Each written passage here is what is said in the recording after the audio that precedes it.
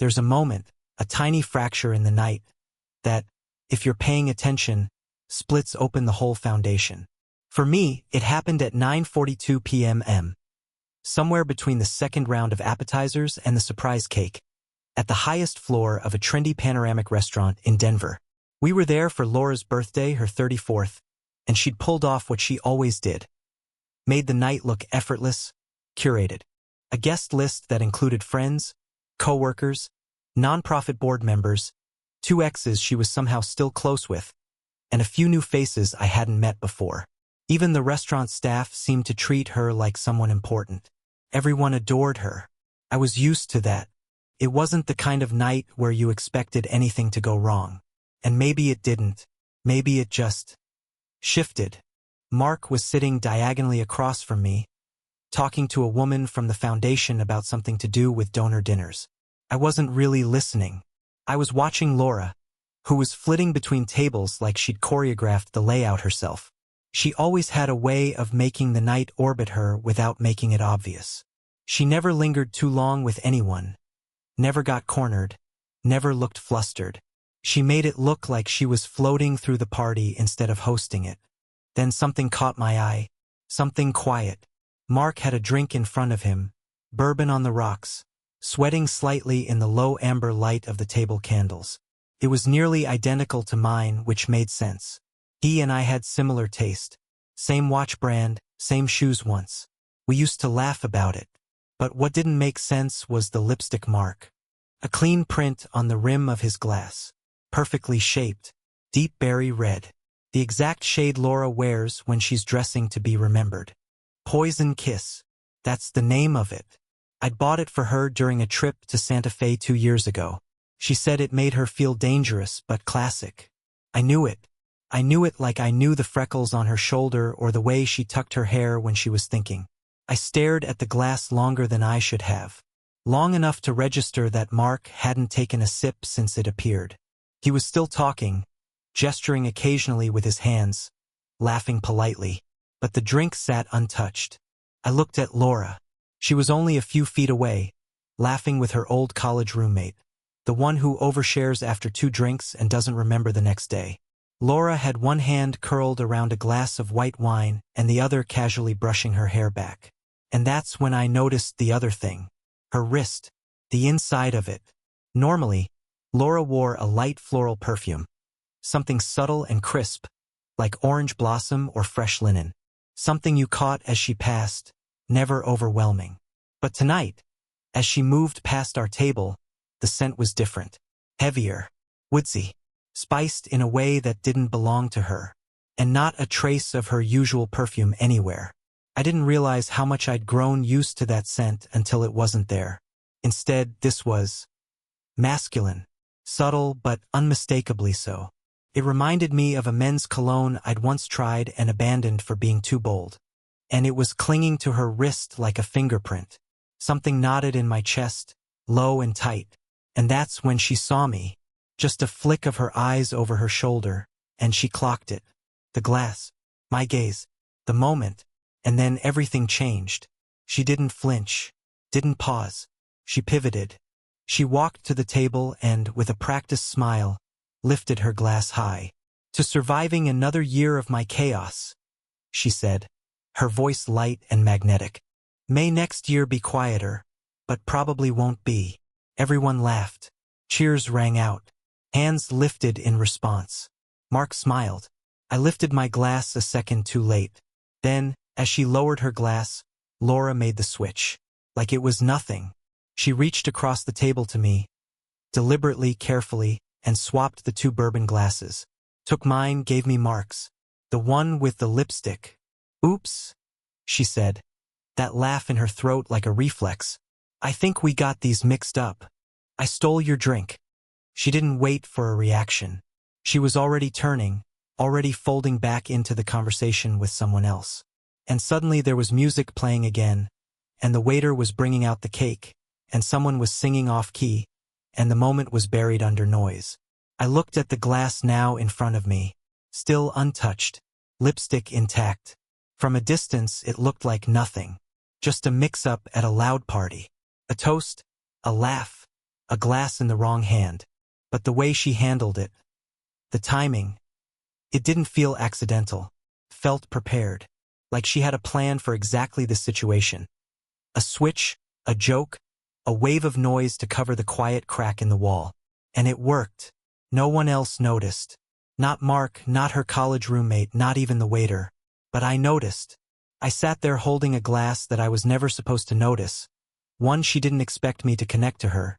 And suddenly I was the only one at the party not smiling. And here's the part that kept me up that night. The control. The absolute control of it. The way she took in the danger, the lipstick, the glance, the timing, and turned it into theater. She didn't panic. She didn't stutter. She performed. It wasn't a mistake. It was choreography. That was the moment I felt the first crack. Not in her, but in my own certainty. It was like watching a magician pull off a flawless trick, and realizing you weren't watching a trick at all. You were watching a cover-up. And worse, you weren't in on it. I didn't say anything that night. I smiled through the rest of the dinner, helped with the bill, took photos, and let her lean on my shoulder during the elevator ride down. But the entire time, that glass, that lipstick, stayed with me. It sat in my mind like a bookmark in a chapter one hadn't meant to read. And later, when we got home, she kissed me goodnight and told me she loved me, and I told her the same. But something in me had shifted. Because now, I wasn't wondering if she could lie to me. I was wondering how long she had been this good at it. It's strange how your brain tries to protect you. It files away inconsistencies as coincidences, shrugs off disruptions as nothing. You tell yourself you're imagining things, that stress is turning you paranoid, that everyone's allowed a little room to be off. But once that first crack shows, once you've seen the lipstick, you start tracing lines backward. The week after Laura's birthday, I found myself alone in the kitchen late one night, standing in front of the fridge with the door wide open, holding a beer I didn't want. My mind wasn't even on the drink. It was on the feeling. That sense that something had tilted in my life and I'd been too distracted to notice. So I sat down and did something I hadn't done in a long time. Really thought, about the last few months, about Laura, about me. It started with the calendar. A while ago, Laura and I used to sync everything through a shared app.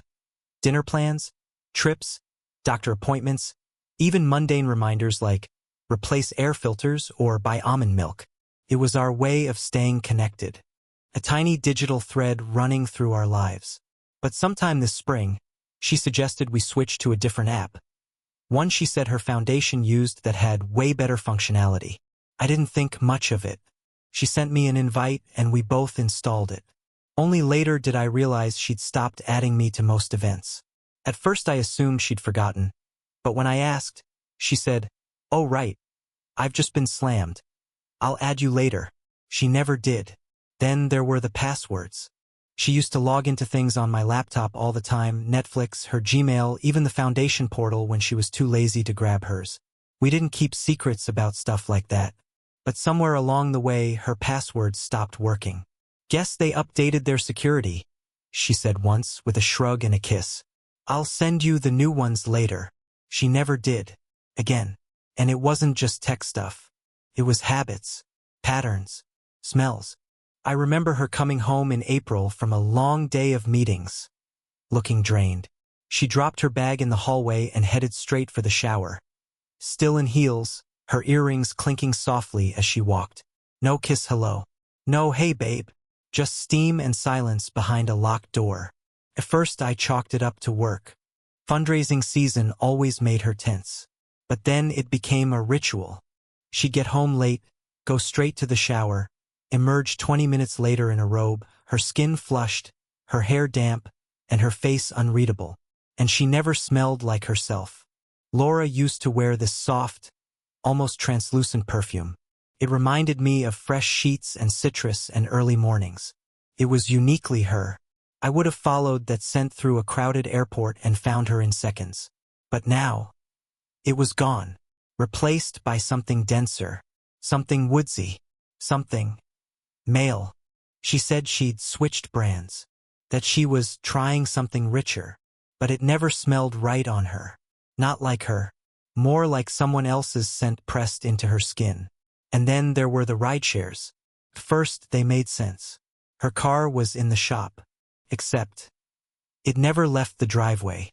She told me it was a weird electrical issue, that the mechanic said he needed to wait for a part, so she was keeping it parked to avoid making it worse. But every time I checked, the mileage was the same. No movement. No receipts from the garage. No signs of any actual repair. She kept calling rides instead, often at odd hours.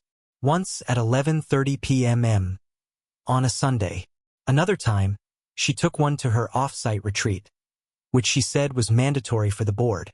I offered to drive her. She said it was in the mountains and that the road was tricky, and she didn't want me making the trip. I let it go, because I trusted her. God, I trusted her. Even when she stopped sending photos from her trips, something she used to love doing, I figured she was tired. Even when she started using a separate work phone, just for board stuff, she claimed, I figured she was just being professional. Even when her location sharing stopped working, that one actually made me pause. We'd had each other's locations enabled for years, not for surveillance, just because it made things easier. Coordinating pickups, grocery stops, those little, I'm almost home glances that made everything feel close. Then one day I opened the app and hers was gone. When I asked, she said, "Oh, weird. Must have toggled off when I updated my phone. I'll fix it." She didn't. Every one of these things on their own could have been nothing. Life gets busy. People change. Marriages shift. Maybe she was just distracted, overwhelmed, exhausted from carrying too much. But when you start lining the pieces up, the calendar, the passwords, the scent, the showers, the car, the rideshares, the location tracking, the silence, stops looking like chaos and starts looking like choreography. I didn't say anything. Not yet. I told myself I was overthinking it, that the lipstick glass at the party had put me on edge, that I was inventing patterns to explain away a bad feeling.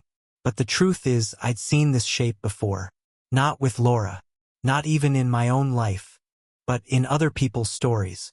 Stories you read online from people who never saw it coming. Stories where it all adds up only when it's already too late. That night, I opened my laptop and started making a list. I didn't know what I was looking for yet, but I knew I had to start paying attention, because something was off. Not just in her, but in me, because I'd started to feel like a man living next to a life that used to be his, watching it play out from a few inches to the left. It's one thing to suspect. It's another to know. And once you know, really know, there's no unknowing. It stains everything that came before. The memories, the laughter, even the way someone once touched your hand. It all changes under the weight of the truth. The temperature of the past shifts. The color drains out of it. The lipstick had planted the seed. The mosaic of oddities gave it roots. But it wasn't until I started following the timeline. Not just intuitively, but with numbers, with logs, with receipts, that the full shape of the betrayal revealed itself. Started small again. A gut check. I was at home, scrolling through my calendar one night while Laura was working late downtown. Her board meetings had gotten more frequent, apparently. Every third Thursday. I opened our old shared calendar out of habit, even though I knew she'd stopped updating it months ago. I clicked through the past few months just to see how many board nights there had been. Then I remembered something odd. Something I hadn't thought twice about at the time. Back in June, we went to dinner at this bistro near Union Station, and Laura mentioned seeing Mark in the lobby of a nearby restaurant. He was with someone, but I didn't get a good look, she'd said casually. Could have been his sister, they look alike. I hadn't thought much of it then. But now, I pulled up the bistro's tagged photos on Instagram, their public feed where they reposted customer pictures and stories, and there it was. A post dated June 15th. A wide *T of the dining room. Celebratory caption about a retirement party. Normal stuff, but just barely in frame, near the back, facing away from the camera, was Laura. And Mark, not sitting at the bar, not with a group, at a table for two, leaning in, laughing. Her hand was on the table, just slightly extended toward his. My stomach dropped. I looked again. I enlarged the photo. Her posture was relaxed, eyes bright, mouth open mid-sentence. His expression mirrored hers. It wasn't flirtation. It was something worse. Comfort. I checked the timestamp on the post. 8:17 p.m. Then I opened our smart door lock app. We'd installed it years ago to avoid losing keys. It logs everything. Every time the door opens, every code entered, every lock or unlock. On June 15th, Laura had left the house at 5:41 p.m. She returned at 10:12 p.m. Now I checked her rideshare receipts, the ones she never deleted from her email, just archived. A ride requested at 5:50 p.m. to the restaurant. Another from a different location, not the restaurant entrance, but the alley by the service doors, called at 10:03 p.m. That was the crack. The service doors. I pulled up the restaurant's website and scanned every page until I found their floor plan. I compared it to Google Maps. And then, on a hunch, I searched the restaurant name and service entrance security. That led me to a back corner menu on the site, a security update from last year. And within it, a note that said security footage from the staff entrance and delivery corridor was periodically reviewed and sometimes shared with the building's property manager. I knew someone who worked at that management company, an old college acquaintance I hadn't spoken to in 3 years, but still had on LinkedIn. I reached out, casual at first, asked if the building ever had issues with people sneaking into private events. He mentioned they'd had to upgrade a few cameras earlier this year. I asked if those had motion capture or archival storage. He said yes. Why? I said I was doing a project about urban surveillance patterns. A half-truth. 3 days later, he sent me a link. Password protected. Inside, raw security camera pulls. Nothing high-def, no sound. Just black and white clips with timestamps. I watched 6 hours of footage from the evening of June 15th. Nothing for the first hour. Then, at 9:56 p.m. 2 figures appeared in frame from the left side of the corridor. Laura and Mark. They looked composed. She was fixing her sleeve. He was adjusting his collar. Her hair was slightly tousled. Not wild, not messy. Just touched. Lived in. She reached out and smoothed a crease on his jacket. Then she turned to face him. He leaned in. They spoke, no audio, close, private, like people who didn't need words. And then she kissed him. Not quickly. Not clumsily. Not drunkenly. Like it was normal. Like it was hers to give. He didn't hesitate. He leaned into it. His hand slid to the small of her back. Gentle, familiar. Then, with a kind of ease that shattered something inside me, they broke apart, smiled, and walked away down the corridor, disappearing out of frame at 10:01 p.m. The entire interaction lasted less than 5 minutes. But I watched it over and over again, for nearly an hour, because I couldn't stop seeing what wasn't there. No panic, no tension, no looking over shoulders. They were smooth, relaxed, practiced. This wasn't a mistake. This wasn't some spontaneous lapse or wine-fueled lapse in judgment. This was a ritual. The way she fixed his collar. The way he waited for her to initiate the kiss. The brief moment where they each checked their appearance before exiting. Like actors before the final scene. I sat in the dark, the screen glow making my hands look paler than they were, and I felt nothing, not rage, not heartbreak, just clarity. This was the answer to every out-of-place thing. The mismatched details, the overwritten plans, the smell of cologne on her skin. This was why her shared calendar had gone dark. Why she'd needed to take meetings outside the office. Why she started showers the moment she got home, like scrubbing off evidence. I couldn't deny it anymore. She was cheating. With Mark.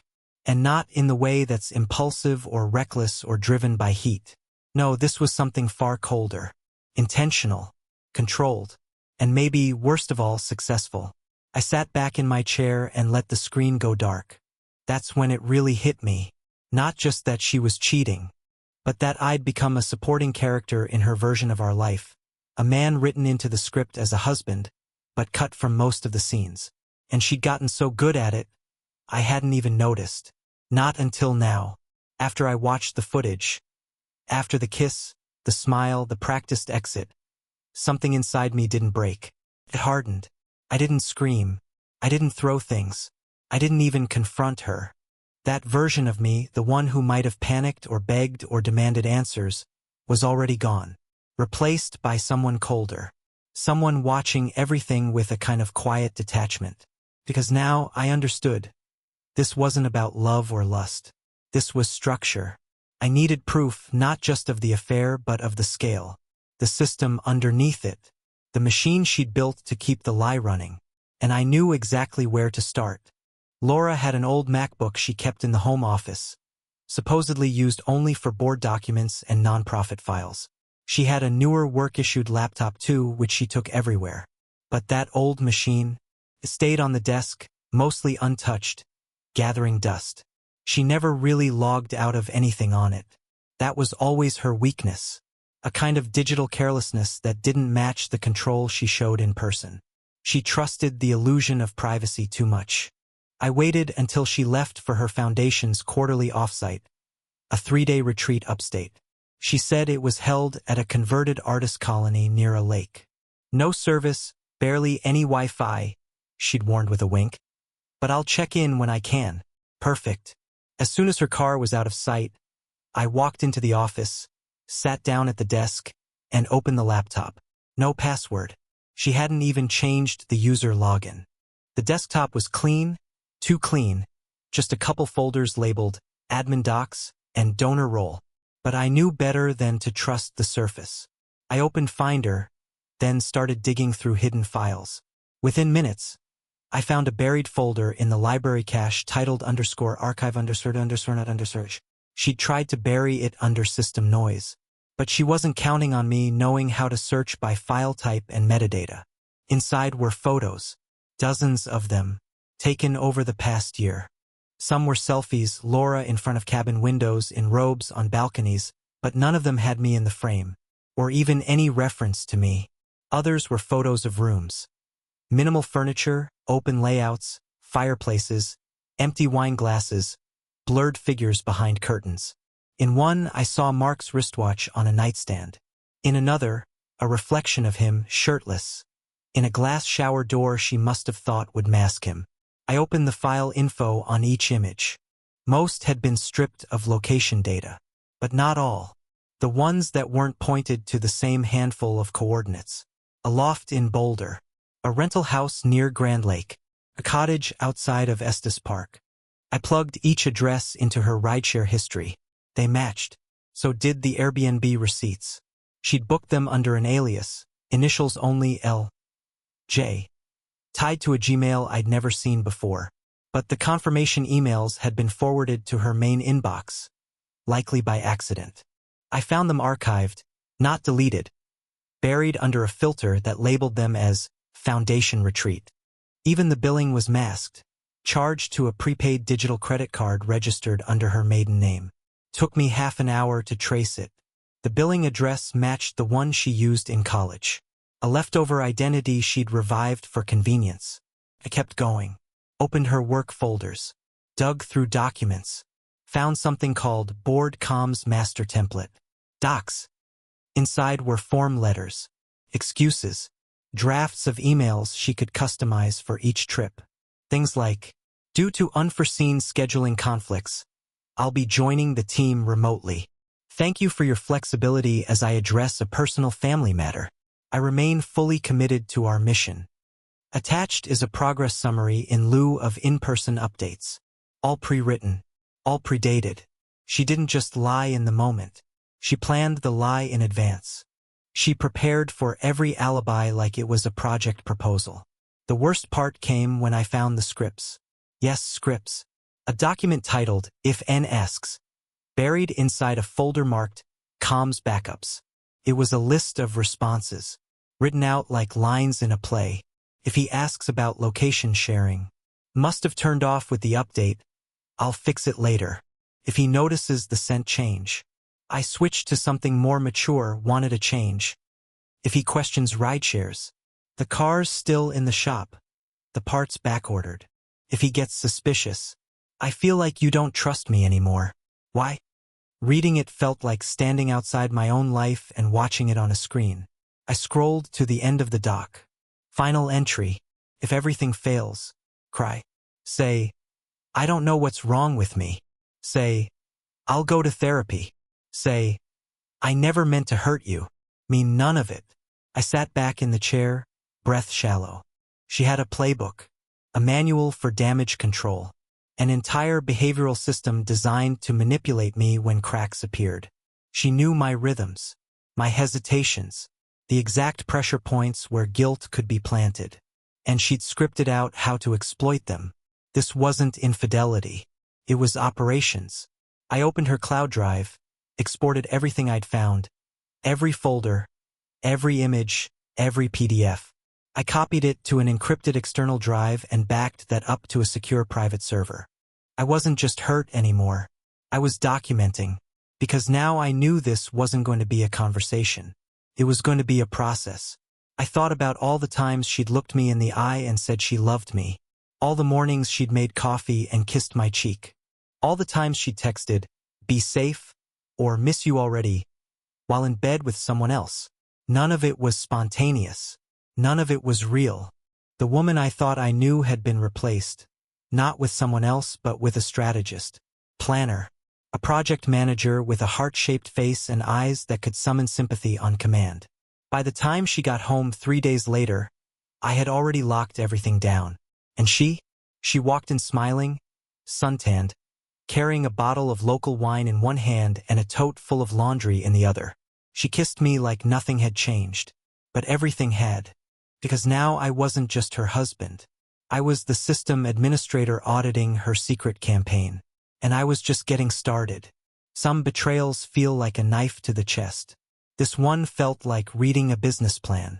The week after Laura came back from her retreat, I barely slept. I kept pretending. Morning routines, polite small talk, meaningless touches. I'd mastered the role of supportive husband so thoroughly, even she didn't notice the shift. But beneath it all, I was excavating. Every hour she was away, I was digging through her systems, the buried files, the email aliases, the shared drives she assumed I'd never access again. I wasn't just looking for proof of the affair anymore. I already had that. I was looking for intent. And I found it. Buried 3 layers deep inside a folder labeled Q4 Grants was a PowerPoint file titled simply Haven_proposal_fine PPTX. I opened it. The first slide hit me like a punch. A logo, stylized and soft. Haven with a subtitle beneath it. A private escape for creative restoration. Then, in smaller font, bottom right corner, confidential L+M internal only. L+M. Laura and Mark. Slide by slide, it all unfolded. A pitch deck, clean and precise. Dozens of pages detailing a future I'd never heard about, because it didn't include me. The concept was marketed as a boutique retreat property on a quiet river bend in western Colorado. Modular cabins, yoga deck, community dinners under string lights. All of it described in polished language. A restorative experience for couples, artists, and professionals navigating burnout and transformation. Every page was a blueprint, not for healing but for exit. I kept scrolling. There were renderings of the property, floor plans, mood boards, sample welcome kits, partnerships with niche wellness brands. But halfway through the deck, the tone changed. It moved from dream to execution. One slide showed a timeline. I froze when I saw the milestones. Q1, discrete asset movement begins. Q2, funding shifted via foundation discretionary grants. Q3, phase 1 build-out plus legal structuring of shell entities. Q4, announcement, soft launch, and client previews. We were in Q3, and there, listed under Q4 action items. Personal transitions, quiet repositioning of shared responsibilities. Update legal documents. Separation discussion postponed until post-launch. They had a task list for unraveling my life. A later slide broke down exit strategy, household, and financial. It included create a soft disassociation narrative, drifted apart, freeze shared travel rewards under admin account, Cancel joint credit renewals post-statement close. Shift insurance beneficiaries to shell-owned coverage. Begin lease applications under new LLC, Haven Wellness Partners. There was a chart showing how Laura had reallocated funds from her nonprofit. At least 3 grants had been moved into dummy wellness initiatives, all tied back to the Haven project. She was funneling resources into a shared future with Mark, built on my blind trust and donor money. I kept scrolling. Near the end, a slide titled Risk Management and PR Containment. It listed potential threats: financial scrutiny, board audits, personal exposure via mutual friends, legal conflict over shared assets, and next to each a mitigation plan. One of them read, "And unlikely to react aggressively. Default pattern: withdrawal and self-isolation. Prioritize narrative control." I don't know what hit harder, the affair, the logistics of my erasure, or the fact that she'd gamified my emotional habits like a case study. They had profiled me, predicted me. I closed the laptop and just sat there. The room was quiet, too quiet, like the air itself had pulled back from me. This wasn't just infidelity. This wasn't love gone wrong. This was departure by design. The woman I'd built a life with hadn't just cheated. She'd planned a full-scale retreat from our marriage, phased, funded, and footnoted. I walked to the bathroom, splashed water on my face, and stared at myself in the mirror. And I asked the question I'd been avoiding. What do you do when someone doesn't just lie to you? They restructure around your disappearance. For a few hours, I couldn't move. I just sat on the couch, file open on the coffee table, watching it slide into screensaver mode. I kept thinking maybe I'd imagined it. Maybe it was a draft, a fantasy. But I knew better. The tone of the language, the level of detail, the way it all tied back to the real-world transactions I'd already found. It wasn't theory. It was strategy. Later that night, Laura sat next to me, casually scrolling through her phone, telling me about a crazy call with a vendor and how one of her junior staffers accidentally sent the wrong report to a donor. I just nodded. All I could see was her name next to a bullet point that said, Phase 2, Controlled Disengagement. The next morning, while she was in the shower, I went back into the drive. There was one more document, personal note, not addressed to me, not even written like a confession, just a page titled, If I Need to Leave Fast. Inside were instructions to herself. Call attorney M.G. Prepaid retainer active. Move laptop and devices to clean location. Cabin. Transfer key files to personal drive in GoBag. Notify M. Mark delay launch if media risk increases. Flight options. Denver-Portland, Denver-Austin. Bank actions. Move remainder to L. J. Personal savings. And at the bottom, tell him it wasn't planned. Say, I didn't know how to tell you. I sat back, numb. She'd prepared for the confrontation before I even knew it was coming. She'd planned how to fake spontaneity, how to fold her betrayal into a tearful script. I closed the document. Suddenly, it all felt very quiet. There's a specific loneliness that comes from realizing your reality was someone else's strategy. That your love, your patience, your belief in the other person wasn't just taken for granted. It was we*P*nized. This wasn't heartbreak. This was theft. Of time. Of truth.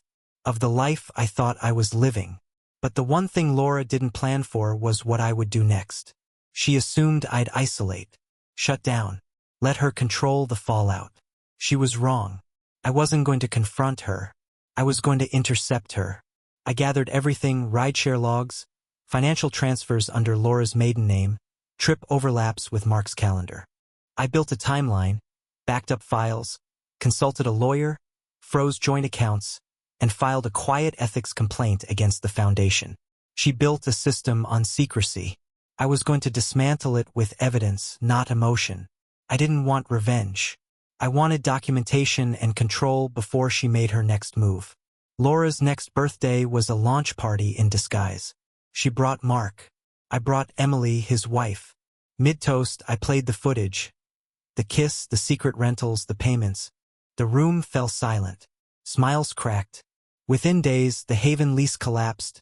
The foundation opened an investigation, and Laura was left without her project, or her image. I moved out quietly. She didn't just lose me. She lost the future she tried to steal.